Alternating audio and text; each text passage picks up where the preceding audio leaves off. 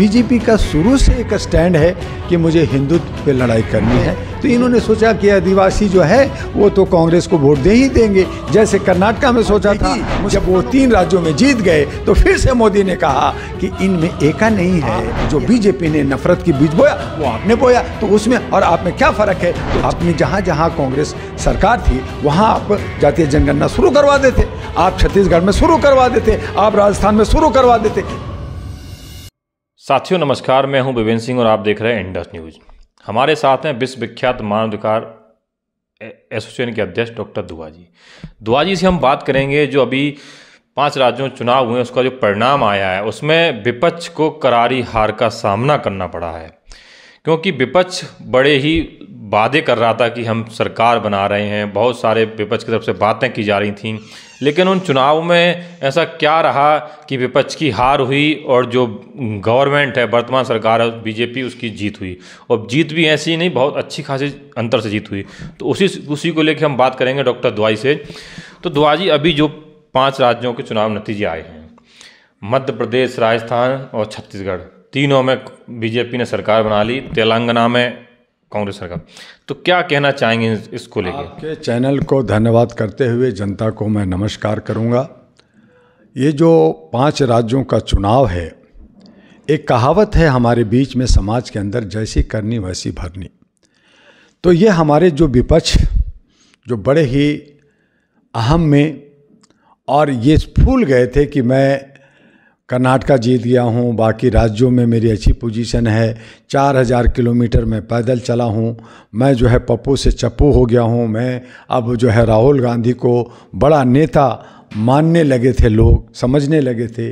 ये जो अहम और राजकुमार का वीवीआईपी कल्चर में जो इंटर किए और इन्होंने उन्हीं मुद्दों को पकड़ा जो बीजेपी का मुद्दा था। बीजेपी का शुरू से एक स्टैंड है कि मुझे हिंदुत्व पे लड़ाई करनी है, मुझे नफरत की राजनीति करनी है, मुझे मंदिर मस्जिद करना है, मुझे हिंदू मुस्लिम में लड़ाना है। ये सब जग जाहिर है।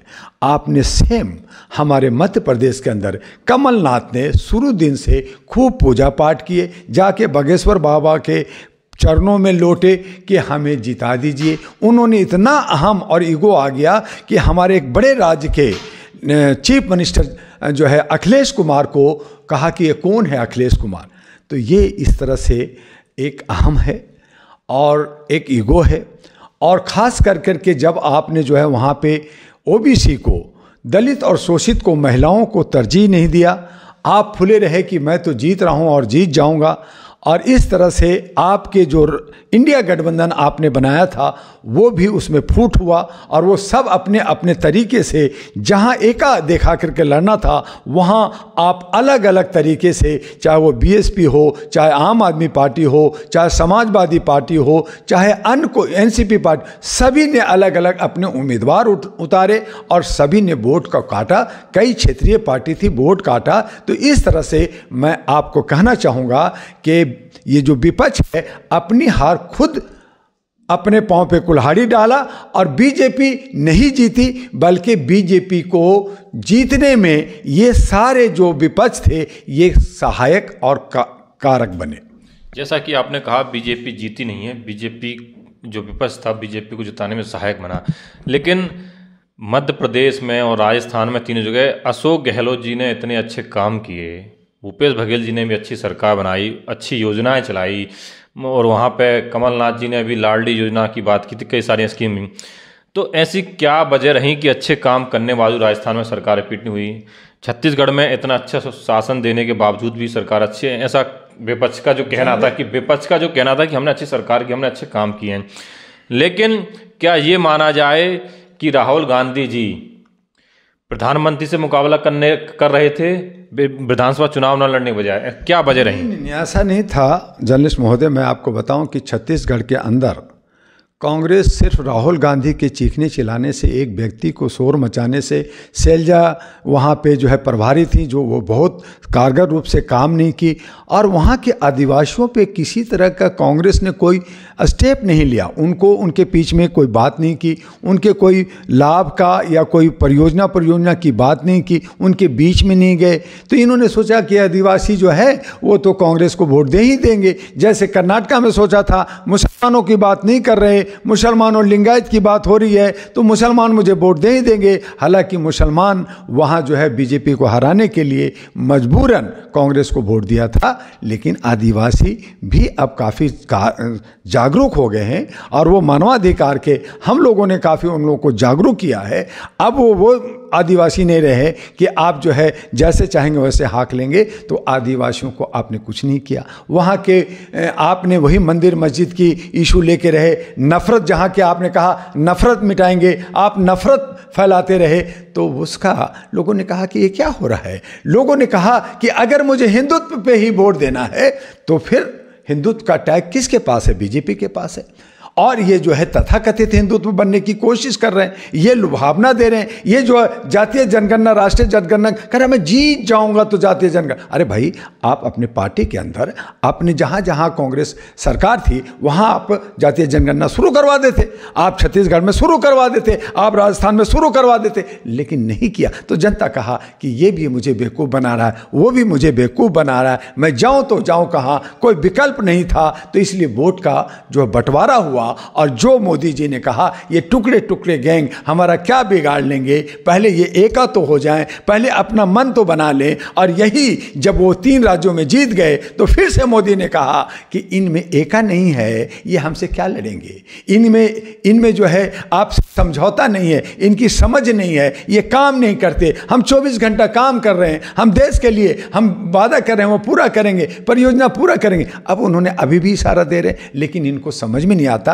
वीआईपी कल्चर में रहते हैं। राजस्थान बात किया तो राजस्थान में आपने कहा मैंने ये किया, लेकिन नई परियोजना, नए लोगों को कुछ और लुभाने का और जनता के साथ जो वादा करना था, शपथ पत्र के साथ आना चाहिए था, आपने नहीं किया। नतीजा हुआ कि आपके हाथ गुटबाजी हुई और गुटबाजी के अंदर आपकी हार हुई। रही मध्य प्रदेश की बात, तो मध्य प्रदेश में कमलनाथ ने जो है, जो उनमें ईगो और जो उनमें अहम थी, उस अहम ने वो मनुवादी और ब्राह्मणवादी को लेकर के आगे बढ़े। तो कहा कि बीजेपी और जो है आने वाली ये सरकार क्या कर सकती है, दोनों का चेहरा एक ही है, एक ही ताली के छट्टे बट्टे लोग हैं, एक ही सिक्के के 2 पहलू हैं, तो मैं क्यों ना बीजेपी को ही जीताऊं। उन्होंने लाडली योजना दे रहे हैं, फटाफट औरतों के अकाउंट में पैसा आने लगा है, तो उन्होंने कहा ये कर रहा है तो मैं इसके पीछे जाऊं। तो आप कांग्रेस ने और जो विपक्ष के लोग थे, अखिलेश को बेइज्जत किया गया, वहां पे और गोंडेवाना को, मुसलमानों को जो हिस्सा मिलना चाहिए था, जो टिकट बंटवारे में आपने जो धांधली की गलत तरीके से की, आपने पुराने ढर्रे पे काम किया, आपने नए नौजवानों को, नई महिलाओं को आपने कोई जगह नहीं दी, तो आपको हार तो निश्चित था। तो आप अगर उसी ट्रैक पे, उसी रास्ते पे, अगर आप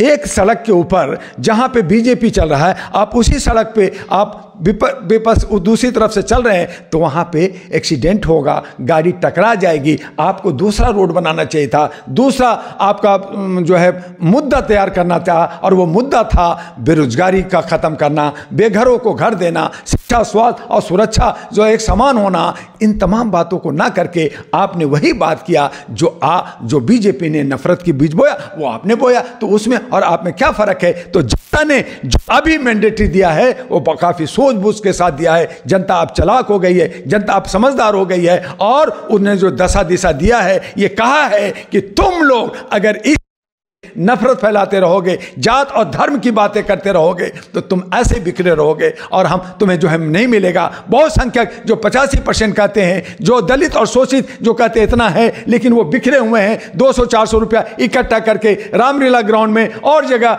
फंक्शन करते हैं, अधिवेशन करते हैं, लेकिन अच्छा लीडर नहीं तैयार करते, एका नहीं बनाते। सतपाल मलिक ने आप 2-2.5 महीना पहले ही कह दिया था कि जब तक विपक्ष सब मिल करके एक सत्ता, एक का उम्मीद और आपका एक उम्मीदवार नहीं टकराएगा, तब तक आपका विजय नहीं होगा। आपको समझ में नहीं आया और आप राजनीति कर रहे हैं। आप आइए, डॉक्टर दुआ जो है आपको दवाई देगा, इंजेक्शन देगा, रास्ता देगा। आप कैसे जीतेंगे, कैसे मानवादियों को हराएंगे, ये अहरा नेशनल पार्टी और राष्ट्रीय महागठबंधन भारत का चेयरमैन डॉक्टर दुआर बताएगा। आप हमें मौका दीजिए, हम आपका जो इंडिया गठबंधन है, आपका जो कांग्रेस है, हम उसे बुलंदियों पे ले जाएंगे, उसे जिताएंगे। लेकिन आपको चटाई पे आना नहीं शोभा देता। आप जो है नीचे बैठ करके बात नहीं करना चाहते, आप वीआईपी कल्चर बन करके मैं राजकुमार हूं, मैं जो है पुराने लोग हैं उन्हीं लोगों को लेकर चलूंगा, तो चलते रहिए। आप अभी खत्म हुए हैं, आगे जाकर के तो आप पूरा स्वाहा हो जाएंगे, पूरा खत्म हो जाएंगे।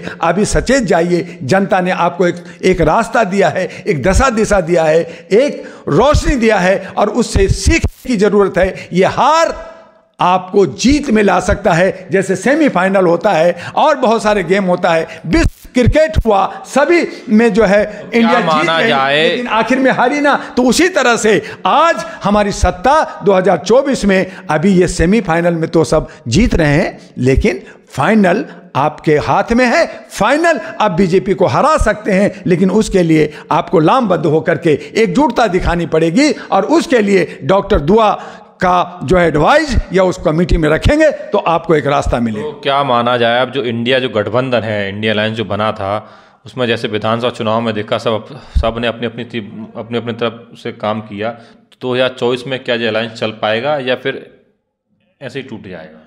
देखिए, इंडिया गठबंधन के अंदर जो बहुत सारे लोमड़ी, जैसा मैंने बहुत पहले बार कहा कि कई राज्यों के क्षेत्रीय पार्टियां हैं, बहुत सारे चीफ मिनिस्टर हैं, सबका अपना अपना ईगो है, सब अपना अपना हिस्सा चाहते हैं। और यही वजह है कि 6 दिसंबर को खड़गे साहब जो कांग्रेस के अध्यक्ष हैं, उन्होंने सभी पार्टियों को फिर से बुलाया। उसमें नीतीश कुमार नहीं आ रहे, ममता बनर्जी नहीं आ रही हैं, अखिलेश जी नहीं आ रहे, तो बचा क्या?